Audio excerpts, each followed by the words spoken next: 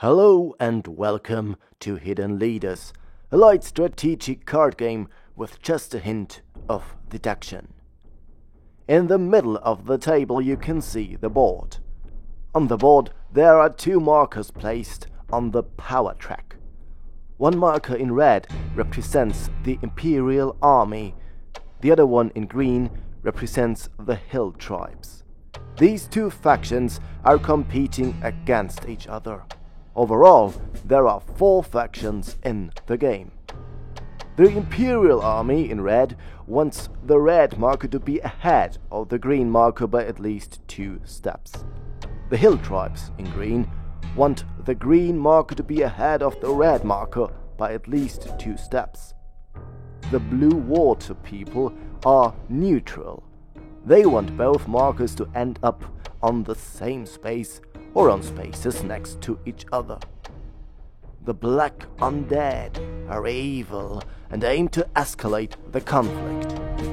They want both markers to end up in the war zone marked in black. At the end of the game, only one of the 4 factions is going to win. The 6 leader cards are giving the game its name. Each player will draw one of these cards and keep it secret. Every leader is aligned with 2 of the 4 factions. Only with these 2 factions the leader is able to win. In the end of the game, every leader who has the winning faction, that is red, green, blue or black, on that card can claim the victory. However, several leaders can have the same color. Then only the leader who has the most heroes of this color wins and will become the new Emperor of Osra. So, how do you influence the markers to make your leader win? Let's look at a player's turn. You always start with 3 hand cards. Firstly, you play 1 card from the hand and trigger its effect. For example, the Depressed Druid reduces the power of the red faction by 2 and the power of the green faction by 1. After the ability was executed, you put the card in front of you into your tableau. Secondly, you must discard one of your hand cards into the outskirts. This card you will probably not see again. Thirdly, you draw heroes until you have again 3 hand cards. You can draw them from the open tavern or from the deck. What combination you choose is up to you. Once you are done with your turn, you fill up the tavern again so that 3 heroes are available. Afterwards, the player to your left continues. The game ends as soon as one player reaches a certain number of open heroes in their tableau. For example, in the 2-player game, 8 open heroes are needed. Once this number is reached by any of the players, the game ends when the active player finishes their turn. Now, you can check which of the 4 colors wins. In this case, red would win because red is currently ahead. Then all leader cards are revealed.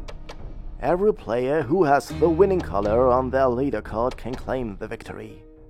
If 2 or more leaders have the same winning color, they must compare the number of open and hidden heroes of this color.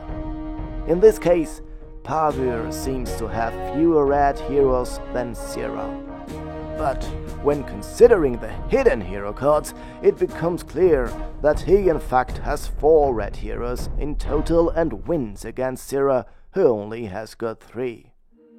If both leaders have the same number of heroes in the winning color, the total number of heroes must be considered. Whoever has fewer overall heroes wins. In this example, Pavir has 10 heroes and Syrah only has got 7. Therefore, Syrah wins. Now you know how to play. So let's take a look at how to set up the game. When you start Tabletopia, you will already find the red and green marker on the starting position. Also, The deceased emperor who recently died is found in the graveyard. This is where you put all heroes which are killed throughout the game. Please don't forget to shuffle the deck and the leader cards, or you risk playing the exact same game twice. Now put 3 hero cards in the tavern. Then pick the correct assistance card depending on the number of players. You will either need 8, 7 or 6 open heroes to end the game. Place it in the middle of the table so that everyone can see when the game will end. Now draw your leader card. It will tell you your goal. Therefore keep it secret from the other players. Afterwards, you draw 5 cards from the deck. You have to discard one of these heroes into the outskirts. Choose a card that you probably will not need. Another card will be played hidden into your tableau. This card will give you a secret advantage at the end of the game. Now you are all set, and the player who feels most confident about the game starts.